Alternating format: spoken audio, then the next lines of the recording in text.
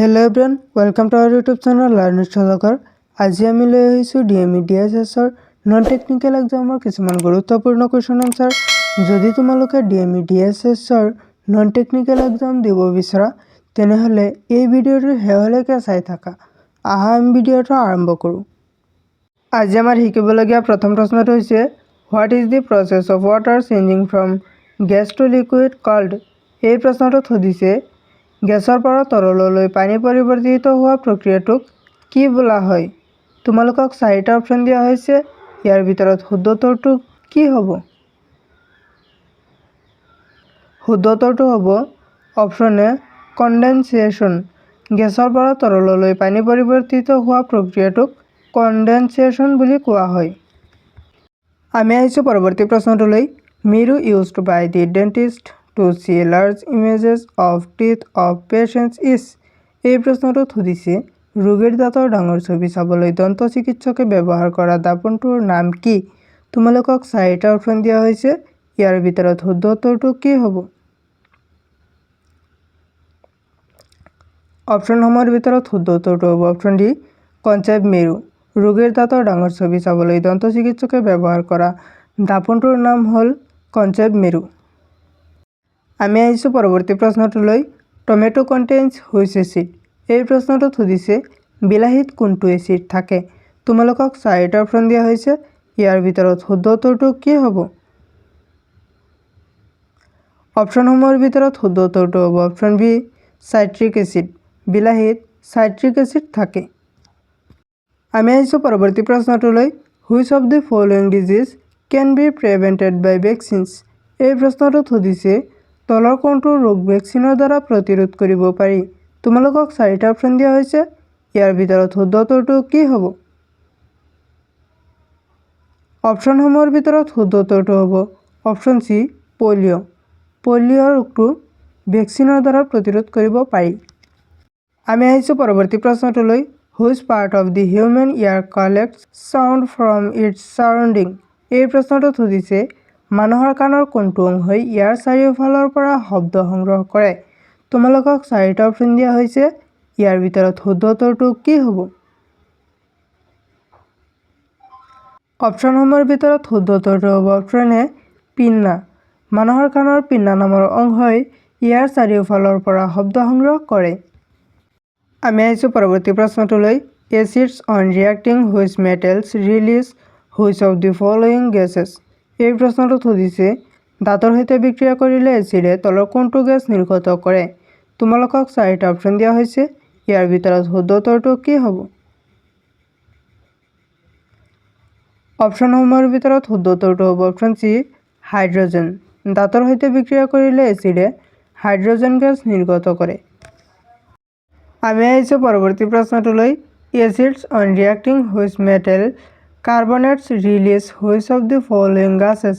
এই প্ৰশ্নটোত সুধিছে ধাতু কাৰ্বনেটৰ সৈতে বিক্ৰিয়া কৰিলে এচিডে তলৰ কোনটো গেছ নিৰ্গত কৰে? তোমালোকক চাৰিটা অপচন দিয়া হৈছে, ইয়াৰ ভিতৰত শুদ্ধ উত্তৰটো কি হ'ব?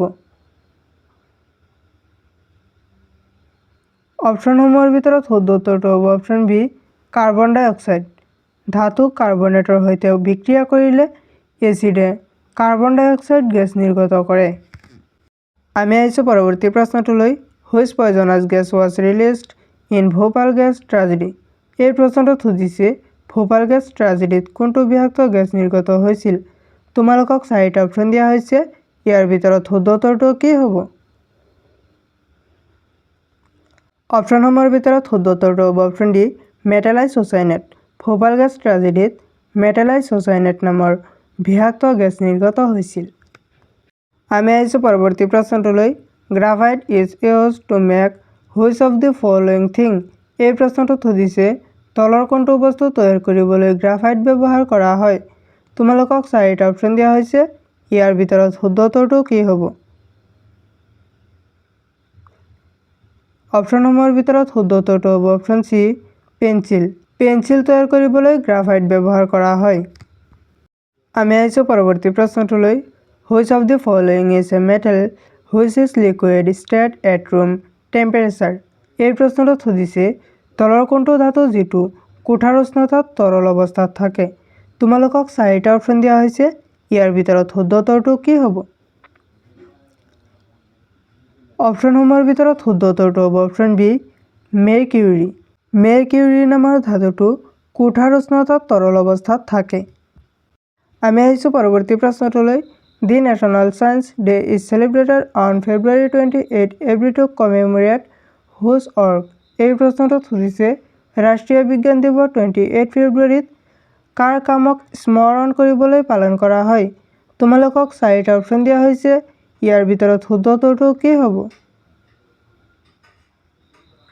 অপশ্যনসমূহৰ ভিতৰত শুদ্ধ উত্তৰটো হ'ব অপশ্যন বি চি.ভি. ৰামান ৰাষ্ট্ৰীয় বিজ্ঞান দিৱস 28 ফেব্ৰুৱাৰীত চি.ভি. ৰামানৰ কামক স্মৰণ কৰিবলৈ পালন কৰা হয় আমি আহিছোঁ পৰৱৰ্তী প্ৰশ্নটোলৈ with his part of the body is the disease bronchitis associated এই প্ৰশ্নটোত সুধিছে শৰীৰৰ কোনটো অংশৰ লগত ব্ৰংকাইটিছ ৰোগ জড়িত তোমালোকক 4টা অপশ্যন দিয়া হৈছে ইয়াৰ ভিতৰত শুদ্ধ উত্তৰটো হ'ব অপশ্যন ডি লাঞ্জ শৰীৰৰ লাঞ্জৰ লগত ব্ৰংকাইটিছ ৰোগ জড়িত আমি আহিছোঁ পৰৱৰ্তী প্ৰশ্নটোলৈ what is the rate of change of velocity called এই প্ৰশ্নটোত সুধিছে বেগ পৰিৱৰ্তনৰ হাৰক কি বুলি কোৱা হয় তোমালোকক 4টা অপশ্যন দিয়া হৈছে ইয়াৰ ভিতৰত শুদ্ধ উত্তৰটো কি হ'ব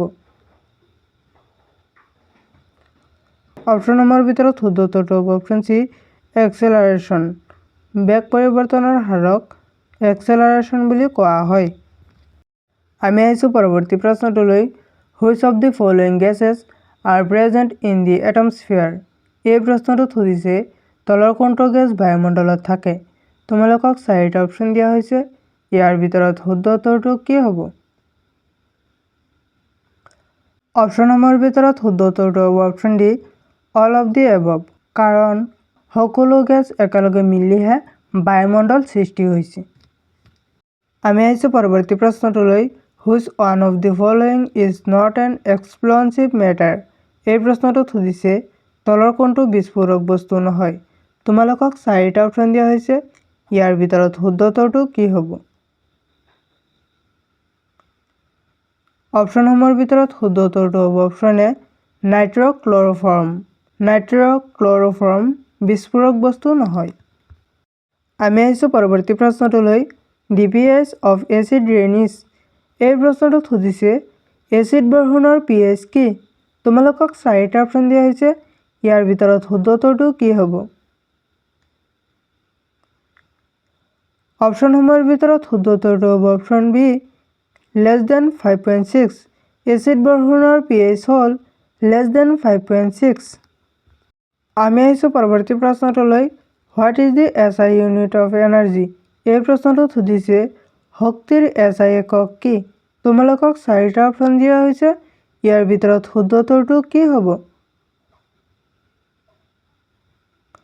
অপশ্যনসমূহৰ ভিতৰত শুদ্ধ উত্তৰটো হ'ব অপশ্যন এ জুল শক্তিৰ SI একক হ'ল জুল আমি আহিছোঁ পৰৱৰ্তী প্ৰশ্নটোলৈ দি মেছ ডেন্সিটি অফ কেৰচিন ইজ এই প্ৰশ্নটোত সুধিছে কেৰাচিনৰ ভৰ ঘনত্ব কি তোমালোকক 4টা অপশ্যন দিয়া হৈছে ইয়াৰ ভিতৰত শুদ্ধ উত্তৰটো কি হ'ব অপশ্যনসমূহৰ ভিতৰত শুদ্ধ উত্তৰটো হ'ব option C less than water কেৰাচিনৰ ভৰ ঘনত্ব হৈছে লেছ দেন ৱাটাৰ আমি আহিছোঁ পৰৱৰ্তী প্ৰশ্নটোলৈ one horse power is equal to এই প্ৰশ্নটোত সুধিছে এটা ঘোঁৰাৰ শক্তি সমান তোমালোকক 4টা অপশ্যন দিয়া হৈছে ইয়াৰ ভিতৰত কোনটো শুদ্ধ হ'ব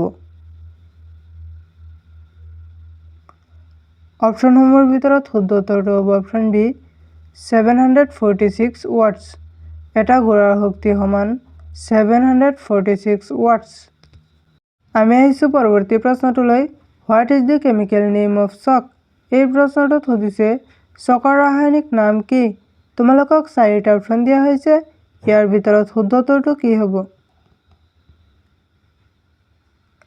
অপশ্যনসমূহৰ ভিতৰত শুদ্ধ উত্তৰটো হ'ব অপশ্যন ডি কেলছিয়াম কাৰ্বনেট চকৰ ৰাসায়নিক নাম হ'ল কেলছিয়াম কাৰ্বনেট